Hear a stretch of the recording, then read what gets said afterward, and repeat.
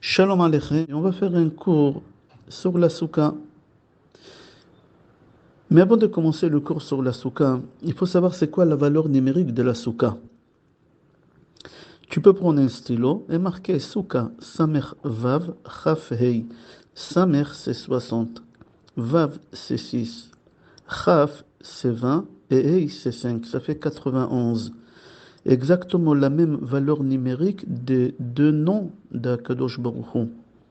Adnout, ça fait 65. Aleph, c'est 1. Dalet, c'est 4. Nun, c'est 50. Yud, c'est 10. Ça fait 65. Et Yud Kevaf, ça fait 26. 26 plus 65, ça fait 91. C'est-à-dire que la souka, ça symbolise Akadosh Baruch Hu. Quand tu rentres dans la souka, c'est comme tu rentres à l'intérieur d'Akadosh Baruch Hu. Tsela de Mehemanuta. Le Zohar Akadosh, il dit que la souka, c'est l'ombre d'Akadosh Baruch Hu. Et d'ici, on déduit la halakha d'après la Kabbale qu'on n'a pas le droit d'inviter un goy dans la souka. Une femme de ménage non juif ou un goy de ménage non juif, pardon, ils peuvent rentrer dans la souka.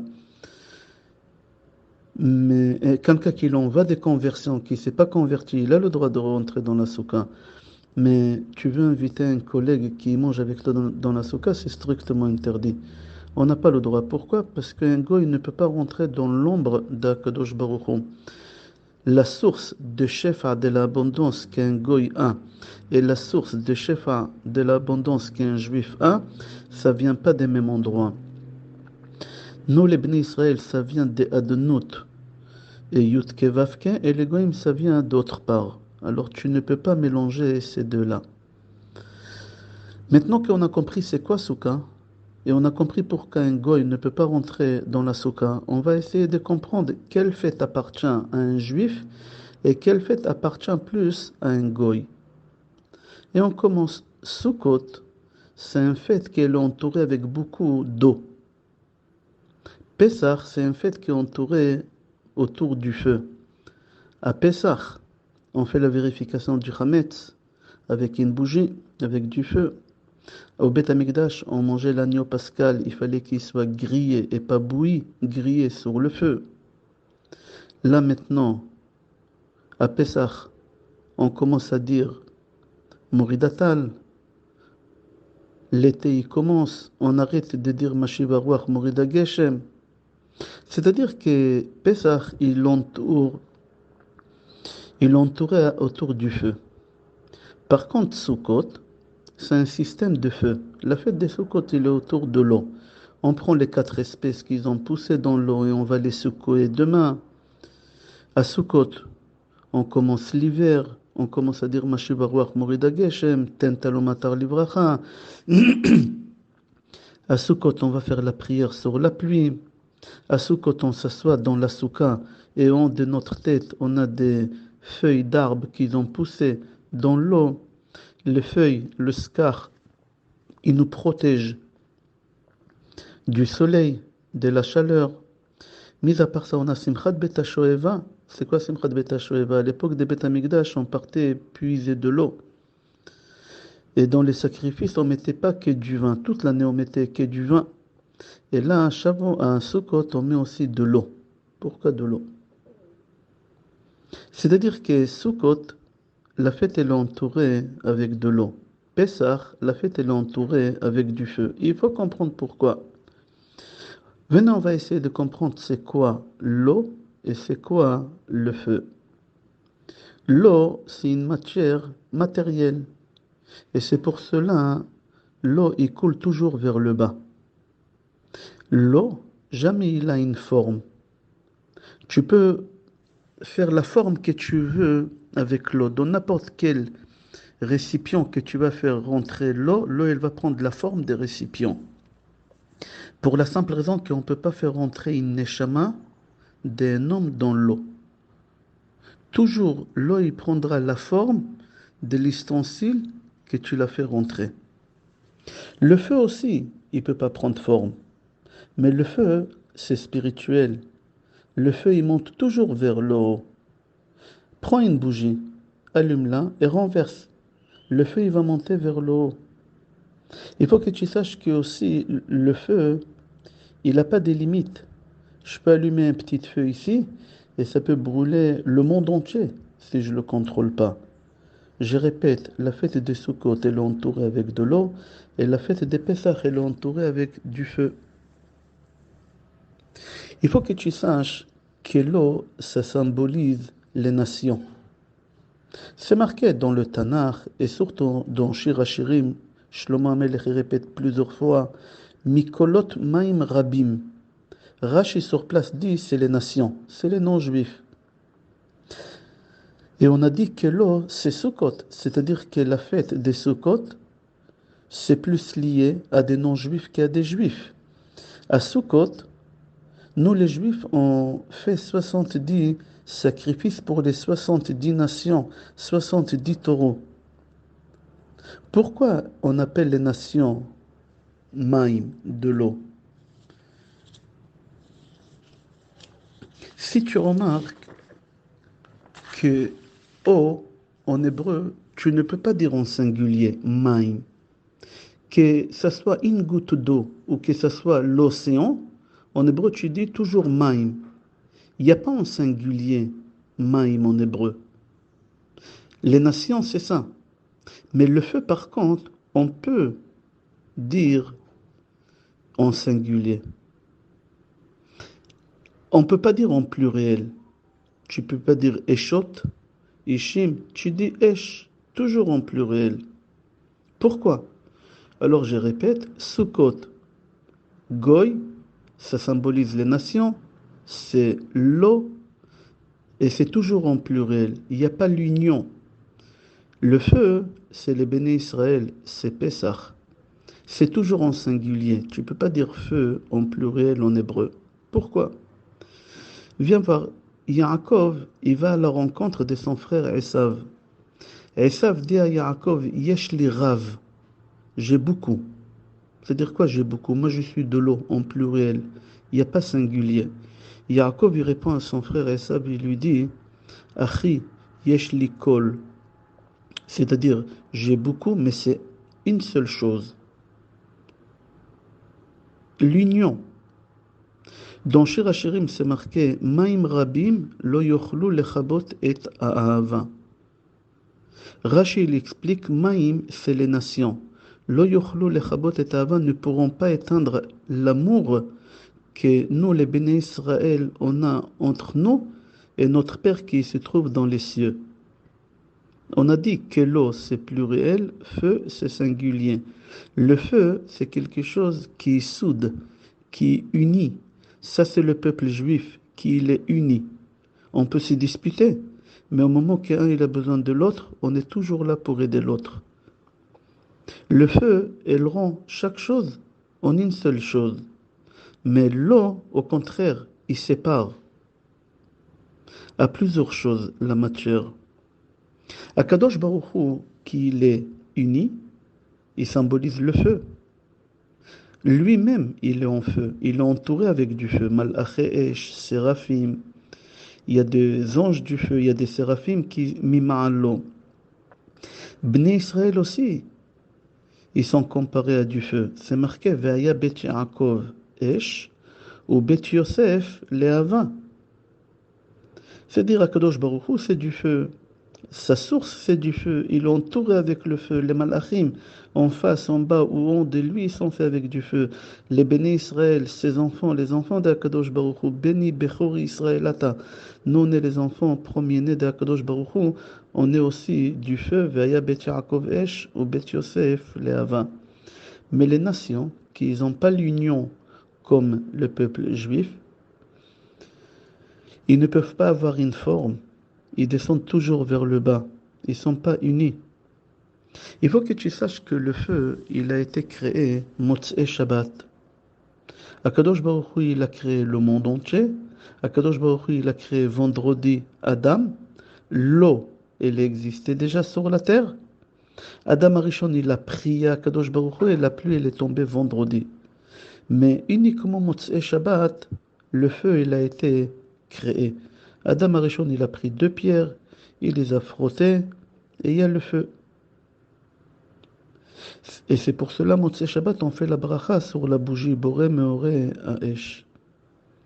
C'est-à-dire que l'eau, elle existait déjà dans le monde avant la création d'Adam. Le feu, il a été créé après la création d'Adam Arishon. C'est-à-dire il fallait qu'Adam soit créé pour qu'avec sa sagesse, il saura comment faire la différence entre l'eau et le feu. Tant qu'Adam il n'était pas là, on ne pouvait pas créer le feu. Parce que l'eau et le feu, ils ne peuvent jamais s'entendre. La fête des Sukkot, pardon, la fête des Pessah, on fête à Nissan. Parce qu'à Nissan, on est sorti d'Égypte, c'est compréhensible. Mais Sukkot, on fête le 15 Tishrei. Quel est le lien Sukkot, 15 Tishrei, avec la sortie d'Égypte? On s'assoit dans la soukha parce que quand on est sorti d'Égypte, Hachem il nous a entourés avec des nuées. Alors normalement, la fête des Sukkot, on doit la fêter à Pessah, à Nissan. C'est-à-dire qu'à Pessah, on doit monter une soukha et manger à l'intérieur la matzah. Pourquoi on a pris les deux dates les plus loin une de l'autre dans le calendrier?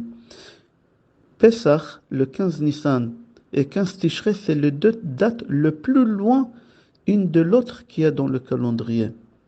Pourquoi? Pour la simple raison que Nissan, c'est Pessah, c'est le feu. Sukkot, c'est Tishrei. Le plus loin possible, c'est l'eau. On doit séparer entre l'eau et le feu le plus loin possible. C'est pour ça, c'est les fêtes les plus loin une de l'autre. Pessah et Sukkot. Parce que un, c'est eau et l'autre, c'est le feu. Ils ne s'accordent jamais et jamais ils vont s'accorder. Il faut l'éloigner, le feu et l'eau, le plus loin possible. Alors, qu'est-ce qu'on doit faire à Pessah? Que c'est feu. Face à Sukkot, que c'est eau. À Pessah, on doit faire qu'est-ce que le feu fait. L'union. Et c'est pour cela, la fête de Pessah, on est tous unis autour de la table. Pessah, c'est la fête des familles. Et c'est pour cela, il y a une halakha dans la Torah concernant le sacrifice de l'agneau pascal, qu'on n'a pas le droit de faire l'agneau pascal individuel. Il fallait inviter des personnes, il fallait ramener la famille. Les minouyaves, il n'y a que des personnes que déjà tu as choisi qui vont manger avec toi l'agneau pascal, ils vont s'asseoir avec toi pour manger l'agneau pascal. C'est-à-dire que Pessah, c'est l'union, c'est la fête des familles. Sukkot, par contre, c'est exactement le contraire.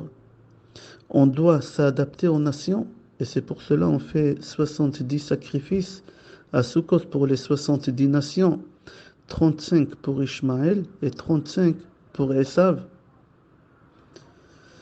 Les deux ensemble, ça fait 70 nations. Et nous, on fait le travail de l'eau. L'eau, elle sépare. Et nous, on essaye de faire l'union. On prie pour les nations à Sukkot. On prie pour toutes les nations à Sukkot à l'époque de Beth Amikdash.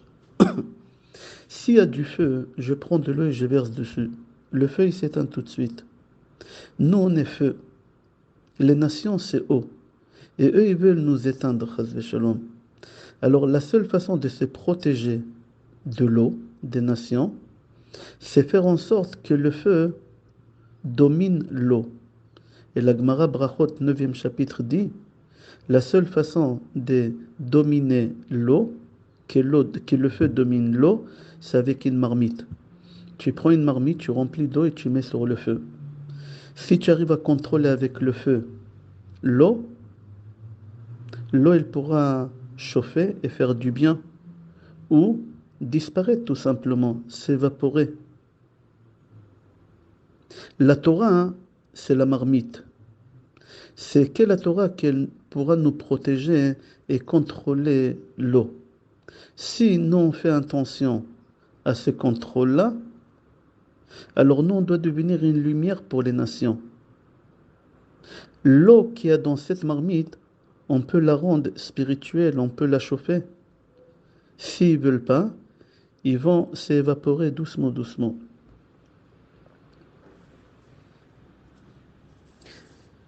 Je répète ce qu'on a dit, mais un peu plus profond concernant la valeur numérique 91 des soukas. 91 valeurs numériques soukas, c'est exactement la même valeur numérique des deux noms de Hachem, 91, Adenout et Yutke Vavke. Pourquoi ces deux noms-là?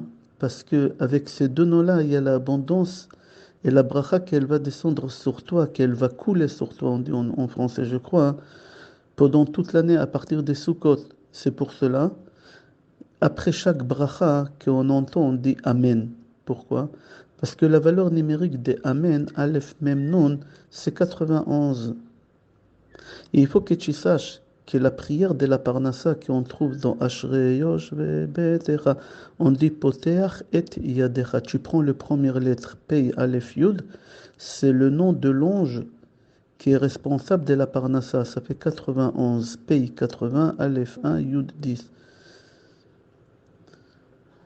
La Souka hein, est le nom de Hachem. Il faut que tu saches que c'est les tuyaux de ta Parnassa qu'elle va venir cette année, Be'ezrat Hachem. Si tu rentres dans la souka et tu t'assois dans la souka, alors ces tuyaux ils vont marcher sur toi, ils vont t'accompagner pendant toute l'année. Il faut faire attention quand tu t'assois dans la souka, hein, de ne pas shalom abîmer. Il appelle ça le Zohar HaKadosh Pogem. Des tuyaux de la Parnassa qui viennent sur toi dans la souka de nom de Adnout et Yutke Vavke. Ari HaKadosh dit, c'est pour cela la fête des Sukkot symbolise l'abondance dans le monde. Il faut que tu saches que chaque mitzvah que nous on fait dans la Torah, hein, elle est extérieure de notre corps. Mais la fête des Sukkot, la mitzvah des Sukkot, c'est la seule mitzvah et unique mitzvah que tu rentres dans la mitzvah, tu rentres dans la Sukkah, tu t'assois dans l'ombre de Hachem. Tsela de Mehemanuta. C'est-à-dire qu'Akadosh Baruch Hu, il te couvre, Akadosh Baruch Hu, il te protège. Dans l'ombre de Hachem, tu es protégé. Cette ombre-là, Adonai Tzilecha Aliyad Yeminecha. Akadosh Baruch Hu, c'est ton ombre. Si tu t'assois dans la souka, alors Akadosh Baruch Hu, ça sera ton ombre pendant toute l'année. Il dit le Ismach Israël que la matzah qu'on mange à Pessah, le Zohar HaKadosh, il appelle Me'echala de Mehemanuta, la nourriture spirituelle. La souka, il appelle Tsela de Mehemanuta, l'ombre d'Akadosh Baruch Hu, qui c'est la spiritualité. Pourquoi le Zohar HaKadosh, il utilise ces deux termes-là? Il dit le Ismach Israël un élément important, que chaque juif doit faire descendre sur lui la lumière de Hachem et se purifier son corps extérieur et intérieur. On l'appelle ça or pnimi et or chitzoni. À Pessah, quand tu manges la matzah, c'est or pnimi. Ça guérit à l'intérieur de ton corps. Le Zohar HaKadosh, il a dit Nahama de Asuta, Asvata, Asuta ou Asvata. Il dit le Zohar HaKadosh que ça guérit toutes les maladies. La matzah que tu as mangée à Pessah, ça guérit toutes les maladies à l'intérieur du corps. À Sukkot, quand tu rentres dans l'ombre de la souka, que ce soit homme ou femme, hein, homme. Normalement, la mitzvah de la souka, mideoraita, c'est que ce soir, le premier soir des Sukkot. On a tiré tous les halachot des Sukkot des Pessah parce qu'ils sont liés, feu et eau, ils sont liés. À Pessah, on doit manger entre 37 et 50 grammes de matzot entre 4 et 7 minutes. Sans accompagner ni avec mayonnaise, ni avec salade cuite, rien du tout. À Sukkot, on doit manger aussi ce soir, d'après la Torah, entre 37 et 50 grammes du pain, accompagné sans rien du tout pour faire la mitzvah de s'asseoir dans la souka, mideoraita. Il y a beaucoup de halachot qu'on a appris des Pessah et on les a rapportés à Sukkot. Alors à Pessah, ça guérit à l'intérieur du corps, et Sukkot, quand tu rentres dans la souka, ça guérit à l'extérieur du corps. La mitzvah de s'asseoir dans la souka, c'est pour les hommes d'Oraïta, mais si les femmes ils s'assoient dans la souka, ils ont beaucoup de choses à gagner, beaucoup de mitzvot, beaucoup de guérisons. J'ouvre une parenthèse qui n'a aucun rapport avec le cours, que il faut que les gens sachent que dormir dans la souka, c'est encore beaucoup plus important que manger dans la souka. Il y a des gens qui font tout pour manger dans la souka, mais ils font rien pour dormir dans la souka. Dormir dans la souka, c'est encore beaucoup plus important que manger dans la souka. Tant que j'ai ouvert une parenthèse et la parenthèse elle est ouverte, il faut faire attention. J'ai vu qu'il y a beaucoup de sous-côtes en tissu. Il faut faire très attention, c'est très très problématique. 80% des sous-côtes, ils sont pas cachés. Parce qu'il ne faut pas que le mur de la souka bouge. S'il y a du vent et ça bouge, c'est pas cachère. Et les tissus, ça bouge. Si on ne sait pas comment l'attacher comme il faut. Je referme la parenthèse. Alors on a dit qu'il y a deux lumières à Pessah, à l'intérieur, or pnimi, et à Sukkot, or chitzoni, que ça purifie et ça guérit le corps de l'intérieur et de l'extérieur. Il dit encore le Ismach Israël, il faut que tu saches que la mitzvah de la souka, elle est énorme. Parce que quand tu manges dans la souka, tu continues le travail que tu as commencé à Pessah avec la matzah. À Pessah, tu as réparé tout ce qui ne va pas dans ton corps à l'intérieur. À Sukkot, tu finis de guérir ce qu'il y a à l'extérieur avec l'or pnimi et le or chitzoni. Et maintenant que tu t'assois tout simplement dans la souka, uniquement t'asseoir, sans manger, déjà tu peux mériter de nettoyer à l'extérieur de ton corps toutes les choses qui ne vont pas. On va s'arrêter là, je te souhaite. Chag Sameach, n'oublie pas que c'est la seule fête qui est répétée là-bas 3 fois qu'il faut être joyeux. Ve'aïta ach Sameach. Ve'samarta bechagecha. 3 fois c'est marqué la simcha à Sukkot. À Pesach, même pas une seule fois, c'est marqué simcha. Et à Shavuot, c'est marqué une seule fois simcha.